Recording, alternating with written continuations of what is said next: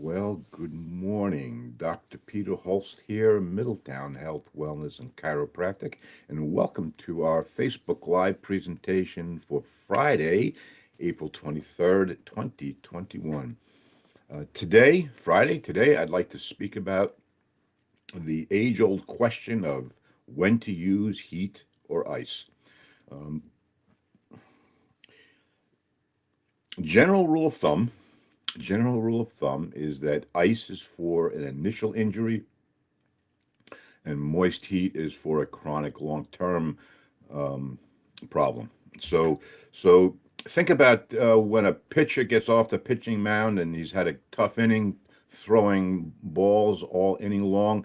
What do? They throw some ice pack. They throw an ice pack on his shoulder to help calm down the inflammation. So if you think of it this way, ice stops inflammation, it tightens things up, prevents inflammation from coming in. Um, Whereas moist heat will open the channels. It'll bring blood in so that it could heal. A chronic condition needs more blood to heal. A new and acute condition needs to keep the inflammation down. Ice keeps inflammation down. Moist heat helps bring in some healing properties, blood and whatnot. So you've heard me mention moist heat a couple of times. We should be using moist heat. So for heat to be effective therapeutically, it should be as hot as you can take it. Don't burn yourself. As hot as you can take it, moist, and no more than 20 minutes. So if you have an electric heating pad, what you want to do is you want to turn it on and let it heat up. Don't count warm-up time. So it should get very hot. Turn it on high.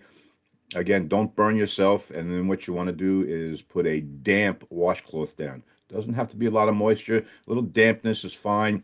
Damp washcloth, heating pad on top of it, 20 minutes. Now, if your heating pad is an older variety and you feel the pad and you feel wires on the inside, then you might want to put your heating pad in a plastic bag, just to keep it from getting wet.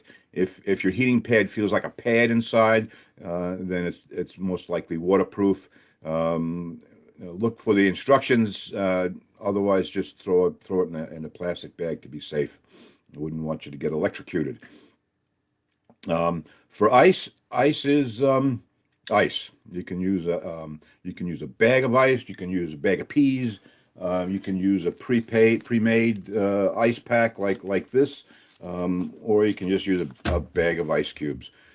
Ice for its effective use, again, no more than 15 minutes. Why do we have the limits on there? Because too much can be bad. So opening the channels with the moist heat, too much bringing blood in can be bad for you.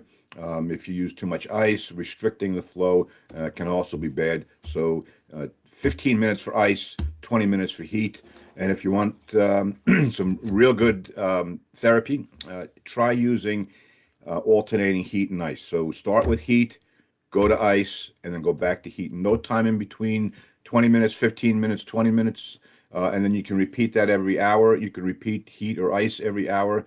And that'll help with your home care, with your self care. We have in the office heat wraps. They're called Bed Buddies. Where is it? There it is. So this is a long, skinny one for around the neck, and then we have a square one, rectangle one, if you will, back wrap that goes around your back. Here's what they look like.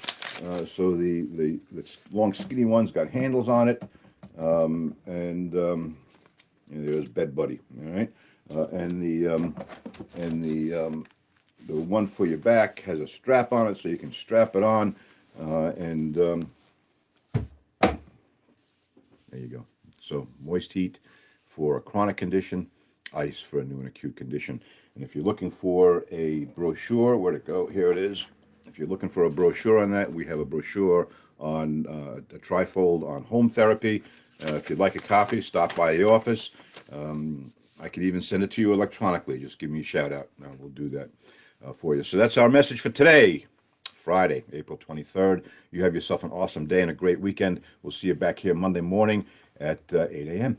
Okay, have a great weekend. Take care.